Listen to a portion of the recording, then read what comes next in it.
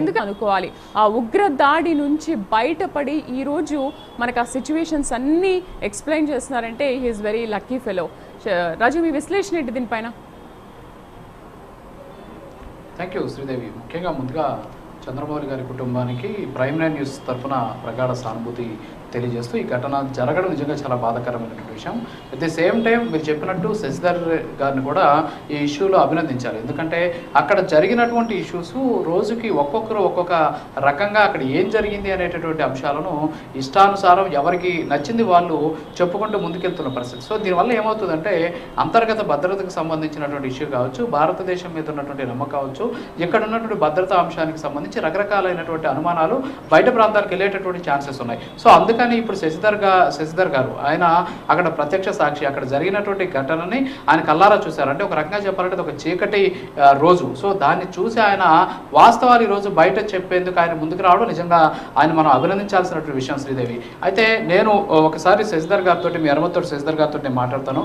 Sir Shashidhar గారు నమస్కారం అండి. ముందుగా మీకు నిజంగా ఇలాంటి విషయాలు బయట తీసుకొచ్చేటువంటి ప్రయత్నం చేస్తున్నందుకు ముందుగా మీకు అభినందనలు. సార్ నాకు ఒక 2-3 క్వశ్చన్స్ ఉన్నాయి. ఏంటంటే బయట ప్రజలు రకరకాలైనటువంటి వార్తలు, కొంతమంది సోషల్ మీడియాలో కావచ్చు ఏదేదో రాస్తూ ఉన్నారు. సో వాస్తవంగా మీరు అక్కడ ఉన్నారు కాబట్టి నిజాలు ప్రజలకు తెలియాలి, నిజాలు ఇక్కడ ఉన్నటువంటి వ్యవస్థలకు తెలియాలి. అందుకని మీతోటి నేను ఈ ప్రశ్న అడుగుతున్నాను. దయచేసి ఏమనుకోకుండా వీటికి సమాధానం చెప్పండి. సార్ వాస్తవంగా ఈ ఏదైతే అక్కడ కొంతమంది ఈ శాలువాలు అమ్మేటటువంటి వాళ్ళు అక్కడికి వచ్చినటువంటి టూరిస్టులు చాలామందిని కూడా తప్పుదారి పట్టించారు. ఎందుకంటే అక్కడ కాల్పులు జరుగుతున్నాయని కొంతమంది పరిగెత్తుతుంటే ఏం పర్లేదు, పాకిస్తాన్ డే జరుగుతుంది అందుకనేసి అక్కడ వాళ్ళు ఏదో అక్కడ కాల్పులు జరుపుకున్నారు, ఏదో టపాసులు కాల్స్తున్నారు అన్నట్టు చెప్పారన్నారు. సో నిజంగా అలాంటి మిస్గైడ్ ఏమైనా జరిగిందా సార్? మేము చూడగా నాకు తెలిసినంత వరకు అట్లా జరగలేదండి. ఎందుకంటే మేము పరిగెడుతుంటే మాతో పాటు అక్కడ గుర్రాలు తీసుకొచ్చిన వాళ్ళు పరిగెడుతూ ఉన్నారు. వాళ్ళు కూడా మమ్మల్ని బాగా అంటున్నారు, కానీ ఇక్కడ ఏమీ లేదు పర్వాలేదన్న మాట అనలేదు సార్. బాగా చెలో అంటూ మమ్మల్ని వెళ్ళమన్నారు సార్. మేము మీరు చెప్పిన సీన్ మేము ఫేస్ చేయలేదు sir actually. Okay sir, okay sir. At the same time ఇంకోటి ఏంటంటే ఇక్కడ బయటకు వచ్చిన తర్వాత కొంతమంది అందరిని కూడా ఒక చోటకి చేర్చారని చెప్పి, మహిళల్ని పిల్లల్ని సపరేట్ చేశారని, వీళ్ళందరినీ కూడా పక్కన కూర్చోబెట్టారని చెప్పి, వాళ్ళ ఐడి కార్డ్స్ తీసుకొని మరీ కాల్చారని చెప్పేసి, తర్వాత ప్రైవేట్ పార్ట్స్ని చెక్ చేసి కాల్చారని చెప్పేసి, తర్వాత కల్మా అనేటటువంటి ఒక దాన్ని టెస్ట్ పెట్టారని చెప్పేసి, ఇలా రకరకాలైనటువంటి వార్తలు కూడా బయట వినిపిస్తున్నాయి. అలాంటి సిచ్యువేషన్ ఏమైనా ఉందా సార్ అక్కడ? అంటే నేను అది కళ్ళతో చూడలేదండి. క్రిందకు వచ్చినప్పుడు ఈ మిగిలిన విక్టిమ్స్ ఫ్యామిలీస్ ఉన్నాయి కదా, వాళ్ళు చెప్పడం అయితే హిందువా క్రిస్టియనా, హిందువా ముస్లిమా అని అడిగారని మాత్రం చెప్పారు. బొట్టు ఉన్నదని చూసి వాళ్ళని కాల్చారని చెప్పారు, కానీ ఇలా ప్రైవేట్ పార్ట్స్ని టెస్ట్ చేసి చూసారన్న విషయాన్ని నేను అక్కడ వినలేదు సార్. మరి ఇంకెవరైనా చెప్పారేమో నాకు తెలియదు, ఎందుకంటే బాధితులందరూ ఒకే దగ్గర ఉన్నాం. ఈ మాటలు నేను వినలేదు సార్. ఓకే అంటే మీరు ఇందాక చెప్పారు, అంటే హాస్పిటల్ దగ్గరికి వెళ్ళాము, డిసీజ్డ్ పర్సన్ హాస్పిటల్కి తీసుకెళ్లారు, అక్కడ చూసేటువంటి క్రమంలో అనేసి, అంటే మిగతా విక్టిమ్స్ కూడా మీతో మాట్లాడేటువంటి ప్రయత్నం కానీ, వాళ్ళు ఎవరన్నా ఇంకెవరన్నా చూసినటువంటి వాళ్ళతో కానీ మీరు మాట్లాడడం కానీ అలాంటి ఏదన్నా జరిగిందా సార్ అక్కడ? మిగతా బాధితులు కుటుంబాలతో మాట్లాడుతున్నాం, ఎందుకంటే అందరూ ఒకే దగ్గర కూర్చున్నాం. అందరూ ఒకరి సమస్య, ఒకరి పరిస్థితులు, ఒకరి సమస్య చెప్తూనే ఉన్నారు సార్, వింటూనే ఉన్నాం సార్. ఓకే. ఇంకోటి ఏంటంటే సార్, మన బైసరన్ లోయ తర్వాత వచ్చేసి పెహల్గాం, ఈ రెండు మధ్యలో ఒక 5-6 కిలోమీటర్లు ఉంటుంది. అక్కడ మొత్తం పచ్చిక బయళ్ళు ఉంటాయి. వెహికల్స్ నాటాలో లోపల ఎవరైనా సరే ఆ పచ్చిక బయళ్ళు అక్కడ వాతావరణం దెబ్బతినకుండా ఉండేందుకు మోటార్ వెహికల్స్ని కాకుండా ఓన్లీ గుర్రాలు తర్వాత నడిచిపోయే వాళ్ళకి మాత్రం అవకాశం కల్పించారని చెప్పేసి చెబుతూ ఉన్నారు. సో ఆ సందర్భంలోనే అక్కడ ఏదైతే ఈ భద్రతా దళాలు అక్కడ రావడానికి ఆలస్యం అవుతుందనే ఉద్దేశంతోనే దాన్ని టార్గెట్ చేశారు అని అక్కడ ఉన్నటువంటి వాతావరణం బట్టి మీకు ఏమైనా అర్థమైందా సార్?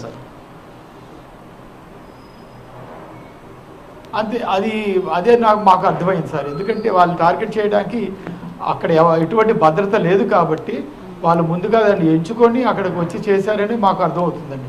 ఎందుకంటే వాళ్ళు భద్రతా దళాలు తిరిగి క్రిందకి భారత వెళ్ళాలన్నా గంట సేపు పడుతుంది, వాళ్ళ మీదకి రావాలన్నా గంట పైన పడుతుంది సార్. అందుకోసం వాళ్ళు ఎంచుకొని దాన్ని వచ్చారు. చాలా ఆరామంగా వాళ్ళు సెలెక్ట్ చేసుకుంటూ మనుషులు కాల్చారు సార్. అయితే కాల్చేసి పారిపోయే దీనిలో లేరు వాళ్ళు, కాబట్టి వాళ్ళు ముందుగా రెక్కీ చేసుకొని ప్లాన్ చేసుకుని వచ్చినట్టే అనిపించింది సార్. ఓకే. సార్ అయితే ఫైనల్గా ఒకటి, మీరు ఈ పెహల్గాంకి ఏదైతే ఈ పెహల్గాం ఉందో అక్కడ 60 రూపాయలు పెద్దలకు టికెట్, 30 రూపాయలు పిల్లల టికెట్, ఏదో టికెట్ కూడా వసూలు చేస్తారు. అక్కడ సెక్యూరిటీ ఉన్నారు, అక్కడి నుంచి ఎంత దూరం వరకు సెక్యూరిటీ లేరు సార్ మీకు? సార్ అక్కడ కూడా సెక్యూరిటీ నేనేమి చూడలేదు సార్. కౌంటర్లోని వాళ్ళు కౌంటర్లో డబ్బులు తీసుకుంటే టికెట్ ఇచ్చారు కానీ సెక్యూరిటీ చూడలేదు సార్. ఎంట్రన్స్లోంచి లోపలికి వెళ్ళగానే left hand side food courts ఉన్నాయి సార్. ఓకే, అక్కడి నుంచి 100-150 మీటర్స్ దూరంలో టాయిలెట్స్ ఉన్నాయి సార్. సో మేము ఇదే చూసాం. అక్కడెక్కడ ఎంట్రన్స్లో కూడా ఎవరు సెక్యూరిటీ లేరు సార్. ఎందుకంటే ఒకరిద్దరు పోలీసు ఉన్నా వీళ్ళు క్రాస్ ఫైర్ చేస్తే డెఫినెట్గా అవతల మిలిటెంట్స్ వాళ్ళు పక్కకు పరిగెత్తడం, వాళ్ళు దాక్కుని చేయడానికి ప్రయత్నిస్తారు. అటువంటిది అక్కడ ఏమీ జరగలేదు సార్. కాబట్టి ఎవరు అక్కడ లేరు సార్. సార్ ఇంకోటి ఫైనల్ సార్, ఓకే, సో ఫైనల్గా ఏంటంటే సార్, ఇప్పుడు మీరు లోపలికి ఎంటర్ అయ్యారు, లోపలికి ఎంటర్ అయిన దగ్గర నుంచి ఎలాగ సార్ ఎంతమంది ఉంటారు ఆ టైంలో మీరు ఉన్నప్పుడు? అంటే చాలా కొన్ని షూటింగ్లు కూడా జరుగుతున్నాయనేసి విన్నాం, అది కూడా కరెక్టేనా? 400 ఏం సార్? అంటే మొత్తం ఎంతమంది ఉంటారు సార్? సుమారు 400 నుంచి 500 మంది టూరిస్టులు ఉన్నారు. Okay okay okay. అంటే ముందుగా మీరు వెళ్ళేటప్పుడు అక్కడ ఏమైనా మీకు అక్కడ ఉన్నటువంటి పోలీస్ కానీ సెక్యూరిటీ సిబ్బంది కానీ? Okay okay, yeah. So what ever it sir, security సిబ్బంది లేరు సార్. అయ్యా, okay okay sir, okay. So వాస్తవంగా అయితే మీరు, ఎందుకంటే ఇంతసేపు మిమ్మల్ని అడగడం కూడా కరెక్ట్ కాదు, ఎందుకంటే మీరు బాధలో ఉన్నారు. అయితే ఏంటంటే జనాలకి వాస్తవాలు తెలియాలనేటటువంటి ఉద్దేశంతో మీరు ప్రత్యక్ష సాక్షి కాబట్టి మీరు చెప్తే ప్రజలకు అర్థమవుతుంది అనేటువంటి ఏకైక ఉద్దేశంతో ఇవన్నీ కూడా అడగడం జరిగింది. ఒకవేళ మిమ్మల్ని ఏమైనా ఆ దిశగా మాట్లాడుంటే దయచేసి ఏమనుకోవద్దు. అలాగే చంద్రమౌళి కుటుంబానికి కూడా ప్రైమ్ న్యూస్ నుంచి మేము ప్రగాఢ సానుభూతిని కూడా వ్యక్తం చేస్తున్నాం. సో ఇలాంటి వాళ్ళు ముందుకు రావాలి, ముందుకు వచ్చి ఏం జరిగింది అనేది సమాజానికి తెలిసే విధంగా రావడం అనేది నిజంగా మీకు అభినందనీయం. Over to you Sridevi. Right, thank you Raju. Shashidhar గారు, అండ్ అక్కడ ఉన్న వాళ్ళని చాలా మందిని ముస్లిమ్సా మీరు హిందూసా అని చెప్పేసి, అంటే ముస్లిమ్స్ ఉన్న వాళ్ళందరినీ వదిలేశారు, హిందూ అన్న వాళ్ళని మాత్రమే చంపేశారా శశిధర్ గారు? అవును మేడం, ఆ మాట ఎందుకంటే ఈ మన విక్టిమ్స్ క్రిందకు వచ్చారు కదా, విక్టిమ్స్